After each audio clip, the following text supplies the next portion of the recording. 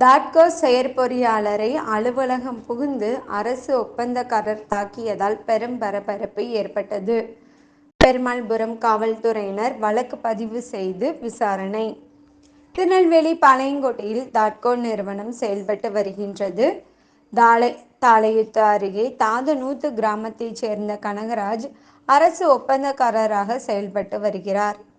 இவர் திருநெல்வேலியில் பல அரசு வேலைகளில் ஈடுபட்டு வருகிறார். அப்போது திருவேங்கடநாதபுரத்தில் சமுதாய நலக்கூடத்தை டெண்டர் எடுத்து வேலை செய்து வந்தார்.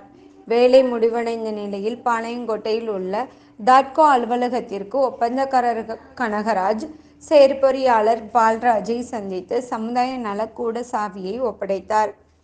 அப்போது செயற்பொறியாளருக்கும் ஒப்பந்தக்காரருக்கும் வாக்குவாதம் ஏற்பட்டு பின்னர் கைகலப்பில் வந்து முடிவடைந்தது. அப்போது தாட்கோ அலுவலகத்தில் இருந்த உதவியாளர் 108 ஆம்புலன்ஸுக்கு தகவல் கொடுத்ததின் அடிப்படையில் காயமடைந்த செயற்பொறியாளர் பால்ராஜ் பாளையங்கோட்டை அரசு மருத்துவமனையில் அனுமதித்தனர். அதன் பின்னர் பெருமாள்புரம் காவல்துறையினர் வழக்கு பதிவு செய்து சிசிடிவி காட்சிகளை வைத்து விசாரணை நடத்துகின்றனர். நான் தாட்கோவில் கிளார்க்காக பணிபுரிந்து வருகிறேன். என் பெயர் கதிர்வேலு. கடந்த வெள்ளிக்கிழமை அன்று மேல திருவண்ணாமலை தாட்கோ சமுதாய கூடம் இருந்து வருகிறது. கட்டிடப் பணி முடிவுற்று ஒப்பந்தக்காரர் செயற்பொறியாளரிடம் சாவியை ஒப்படைக்கையில் செயற்பொறியாளர் சம்பந்தப்பட்ட சமுதாய கூடத்தை இன்ஸ்பெக்ஷன் செய்து, அதாவது ஆய்வு செய்து பெற்றுக்கொள்கிறதாக தெரிவித்ததை தொடர்ந்து இருவருக்கும் வாக்குவாதம் முற்றி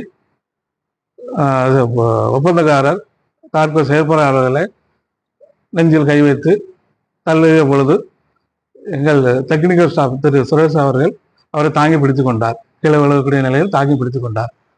இது தொடர்பாக செயற்பொறியாளர் அவர்கள் பெருமாள்புரம் காவல் நிலையத்தில் புகார் மனு சமர்ப்பித்துள்ளார்.